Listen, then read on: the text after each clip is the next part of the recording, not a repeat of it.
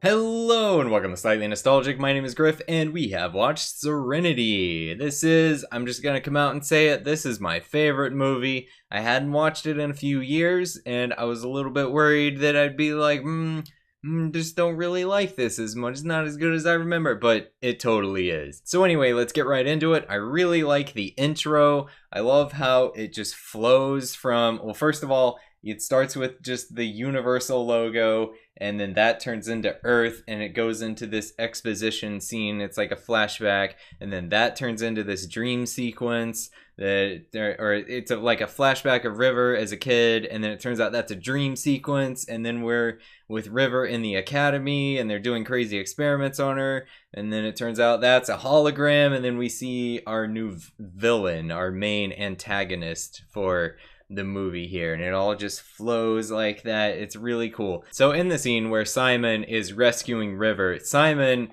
is awesome in this scene. He's all like, he's just totally cool, totally calm. I mean, he's in this crazy situation. He's seeing his sister in this horrible state.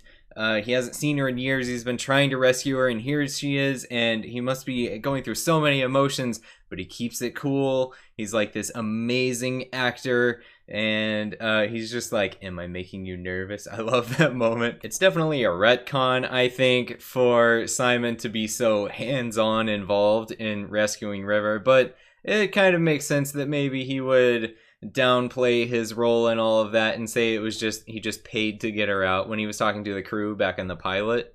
Because, you know, if you're a fugitive and you want these people to trust you and help you and not turn you in, you probably don't want to start out with, hey, I'm really good at subterfuge. I am a great liar. I am so good at pretending to be something I'm not. Like, yeah, you don't want to start out on that foot, I don't think. So it's fine. And then, of course, we are introduced to our main villain, and this guy, it's interesting that they chose to have a totally new villain instead of bringing back like Niska or Jubal Early or even Badger or somebody, or he would be kind of a weird main villain, but or the 2x2 Hands of Blue guys.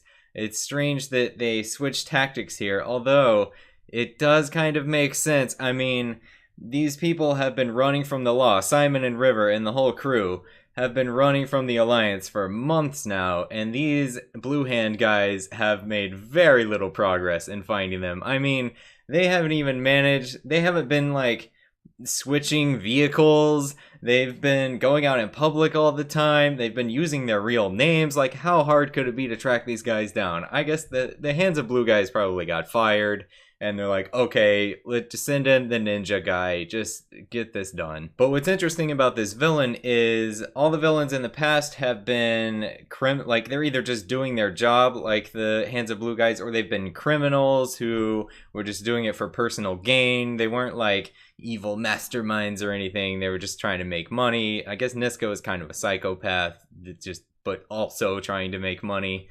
And here we have this guy who is a believer. Like, he really believes that he's doing the right thing. He calls himself a monster. He believes he's doing horrible things, but he believes the ends justify the means, and he's doing his part to help build better worlds and build this beautiful society for everyone. And he's kind of an embodiment of the Alliance ideology in general, really. I realized this time through, I hadn't really thought much about the villain before, but he's kind of like this perfect personification of how the Alliance seems to view things, how they just want to keep everybody in their control and extend their reach and unite all of humanity so that everybody can be prosperous and it'll all just be happy and everything will be great. But to get there, they're doing all these horrible things. It is a bit cheesy that he uses a sword to kill people, though. Like, his whole execution method of, like, paralyzing them and making them fall on the sword, it's like, oh, okay, sure, whatever. Then after all of that, we finally get back to the crew. It's a little weird. I like the intro, but it's a little weird that it goes for so long with such a different tone than what we're used to with Firefly, and we don't see most of our main characters. We're seeing a lot of people we don't know, a lot of weird unfamiliar situations, but it feels really good once Serenity is back on screen. The CGI looks so good. It's like a big step up from the show, and the show wasn't bad at all in terms of its visual effects. I thought it was really good. Even today, it still stands up in my opinion. But it's like the ship is so much more detailed in the movie, and it has this cool shot of them entering Atmo, and the music is really fun right here. It's just a great moment. And then right after that, we get this awesome scene that's one long shot of Mal going all the way through the ship and meeting all the different crew. We're introducing everybody. We're showing all the different parts of the interior of Serenity. And there's so many good lines. And I don't know how many takes this took, because it's a long scene with no cuts. And there is a cut in the middle that is kind of masked by a camera moving really fast or something like that. So it's two long shots edited together. But still, like, everybody being on cue and the line deliveries being so good with no breaks like that, it's amazing. There's so many quotable moments from this little scene, like, define interesting. Oh god, we're all gonna die. Like, this is your captain speaking. We may experience some turbulence and then explode. I don't want to explode. Like, so many. I could just quote the whole thing probably. But one thing I noticed on this viewing is that the crew seems a lot less together. They're a lot less close now than they were at the end of the show. Like, where we left things off, everybody was really gelling really well. They were like a little happy family. Everybody was getting along. It was great. And now we're kind of back to how things were earlier on, where there's a lot of tension between Simon and Mal, and Simon and Kaylee don't seem all that close anymore, even though, like, it's more like she's got a crush on him, and they're not like really close friends anymore. I don't know, it's weird. It's like they wanted to kind of take a step back a little bit, and Mal's character in particular seems to have reverted back to how he was in the pilot, where he's just a lot more bitter, more grumpy. He still gets his jokes in, but he's not like this happy-go-lucky, witty guy. He's like really prickly, I guess. He pushes people away. He doesn't want people to get close to him, which seems like that was Whedon's original vision of Mal, for that character. And I think Fox maybe wanted him to kind of lighten things up a little bit. So for most of Firefly, Mal had a bit of a different personality. But then when Whedon had more freedom to do what he wanted in the movie, we get a more angry, bitter Mal. But something I never thought about before is the argument Mal and Simon are having about River. They're fighting about whether or not River should be going along with them on the mission. They've had this exact argument before on the show, but their positions were flip-flopped, so it doesn't make any sense that they've come back around now. Like, before, Mal was telling Simon, hey, you need to get her out of here because we're about to have a business deal, and she's crazy and she makes things complicated. Get her out of here. And he was like, nah, we can't go. She should be here. Like, whatever. And now they're arguing the opposite, where Simon is saying, no, she shouldn't go on missions, and Mal is like, no, we need her. She's a reader. So that's kind of weird. Also, the reader thing, I guess it's just accepted that she's a psychic now. Maybe enough things have happened where they're like, okay, we can't actually just explain this away. She's not just intuitive. She is actually a psychic. Another thing I hadn't really thought about before is this job they go on here at the beginning is a little different than what we're used to with this crew. Like, before, they've definitely had their fair share of criminal activity, but in the past it's always been like smuggling, or they're sneaking into a place and stealing something and then crazy things happen. This is the first time I think they go in like holding people hostage at gunpoint and just armed robbery. Like, this is the first, just like, yeah, they're just going in here like they are clearly the bad guys in this situation.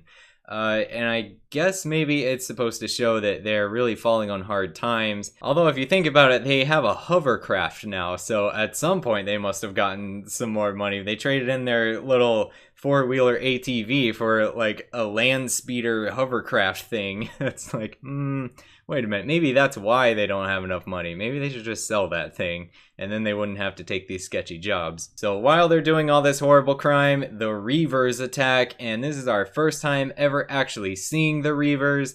And while I like the idea of the unseen savage enemy how that really builds the dread. That's been building for a good while now, and it's nice to finally see them. And they are sufficiently scary. I mean, seeing these things swarm into this town and drag people off and start eating them alive and everything, it's like, oh, okay, yeah, that's why everybody's afraid of these people. We get a really cool action scene where they're trying to escape the Reavers and get back to Serenity. They do a cool maneuver that reminds me a lot of what they do in the pilot. They call it a crazy Ivan in the pilot, where they spin around, and this time they call it a barn swallow, where they like go up and scoop up the hovercraft, and it's a really great scene. There's a lot of fun action, there's a lot of funny moments, so definitely keeping that tradition from the show of having humor interjected in everything, in the drama, in the sad moments, in the crazy action scenes. You get little quips everywhere. It's great. Like when Jane is hanging onto the thing for dear life and he's like, "You shoot me if they take me," and then Mal pulls out his gun. He's like, "Well, don't shoot me first." It's great. Another nice moment for Simon when they get back is he just walks up and just punches Mal in the face. I think that's the first time he's ever just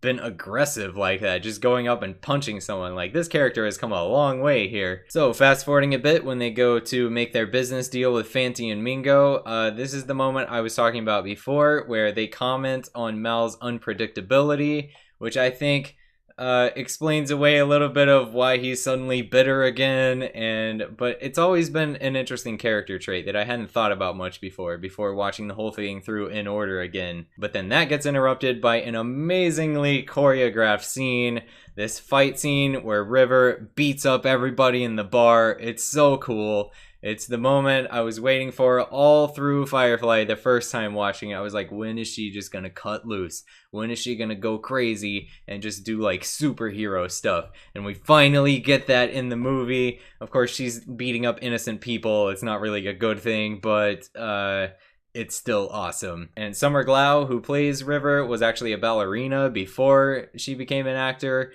And I mean, you can definitely see it's really well choreographed, and she does such an amazing job with her stunts on that. She looks like she's dancing. Like, it's cool because normally you wouldn't want to fight to look rehearsed, right? But in this situation, she's just like so good at it all, and also psychic, that like it totally makes sense that she sees everything before it happens, and it just looks rehearsed. Like, she knows exactly what she's gonna do. She knows all the steps to this dance here, when she's just wiping out all of these people. Skipping ahead again, when they've got her back on the ship and they're all arguing about like, what are we gonna do with him? Why did you bring her back on the ship? Because they were planning to leave. Simon and River were gonna leave because there was just so much drama. Everybody's not getting along. And there's a moment that I hadn't ever noticed before where I think it's Jane asked Mal, "Hey, why did you even bring her back on the ship?"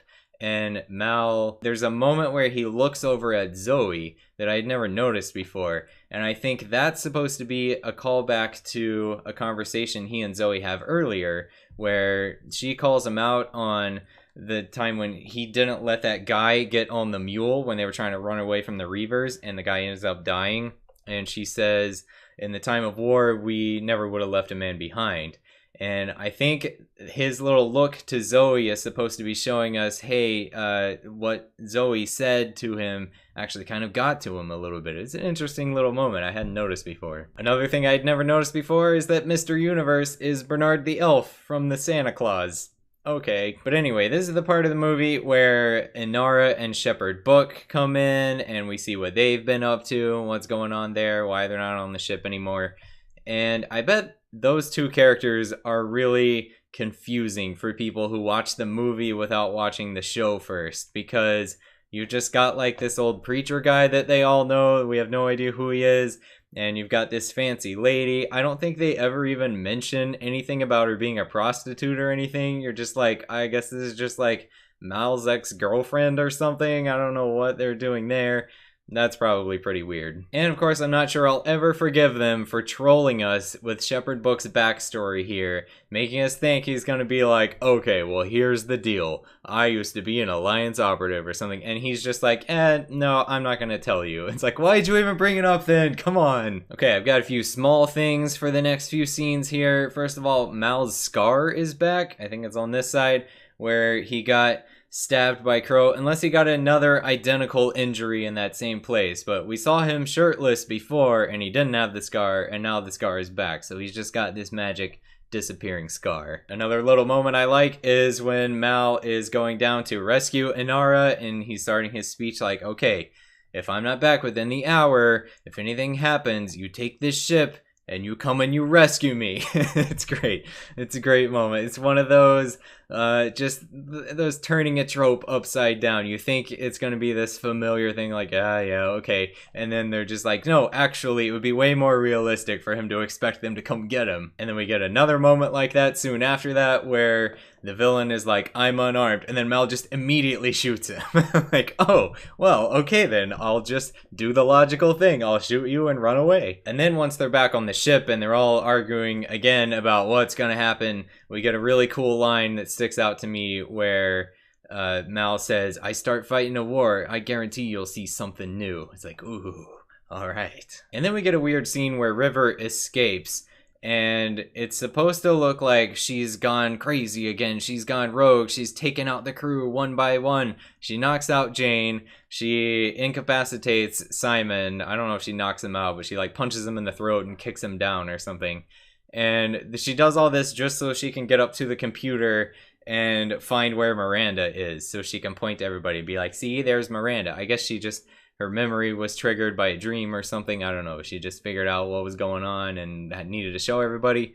But instead of all of that weird drama, she could have just said, hey, I remember what Miranda is. It's a planet, and these are the coordinates, so look it up. Like, she didn't have to knock out Jane. I mean, at this point, Jane's dislike of her is completely justified. Like, she has hurt this dude way too many times for no reason. I don't blame the guy at all. And then we get back to Shepherd Book's hideout, and of course, we have the very sad, this one does kind of fall right into the trope of the guy dying in the hero's arms and giving him motivation. But it's very effective because it's Shepherd Book. I mean, I didn't see that coming. I didn't think he was gonna die. But I definitely did think the whole time Shepherd Book is laying there dying and they're screaming for Simon, like, what is taking Simon so long to get there? What could he possibly be doing? Like, how far away is this guy? Come on. It takes him like 10 minutes to get there. But of course, this is a big turning point for the plot. This is when Mal has a big change of attitude and he's just like, okay, here's what we're gonna do. We're gonna do whatever it takes to survive. And they come up with the plan to make Reaver Serenity, which is awesome. And they have this crazy plan to go through Reaver space and figure out what Miranda is. But here's where I have some questions about Reavers. I mean, if they're supposed to be these hyper-aggressive, savage people where their aggressive response is just out of control, how are they able to fly spaceships and, like, repair things and feed themselves? How do they have like a functioning society floating around out there in space? How are they able to organize raiding parties and stuff if they can't control their urges long enough to keep from eating a person alive in the middle of a fight? Like, I don't know. They must be a lot calmer most of the time and like able to communicate with each other somehow other than with grunts.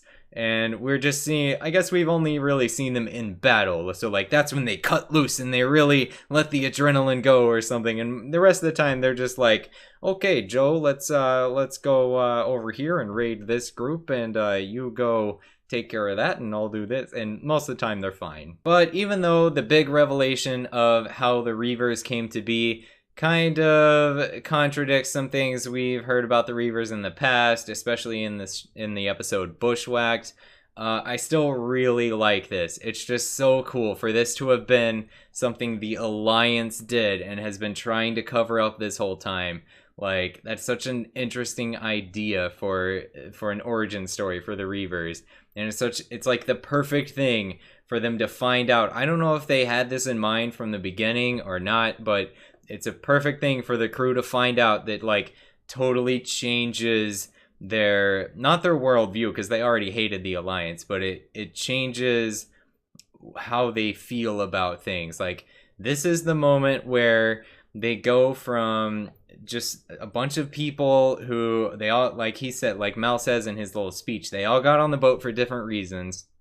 They all have their own goals and aspirations and everything that they're working toward. And as a group, they're just trying to get by. They're just trying to take care of themselves and make their way in the world. This is where they go from that to, okay, now we need to put all of our personal desires aside. We're going to sacrifice all of that and risk our lives to do this thing because it's the right thing to do, because the people need to know what happened here on Miranda. This is just so cool. This scene, this is a concept that I've always been really interested in with any kind of fiction where there's a hero. I've always been interested in that moment where the hero goes from just being a person trying to take care of themselves and their family or whatever to putting all of that aside, their plans for their life, putting all of that aside and becoming a hero and doing something, dedicating their life to the greater good here. Like that moment where they make that decision. What does it take to make a person do that, to have that shift?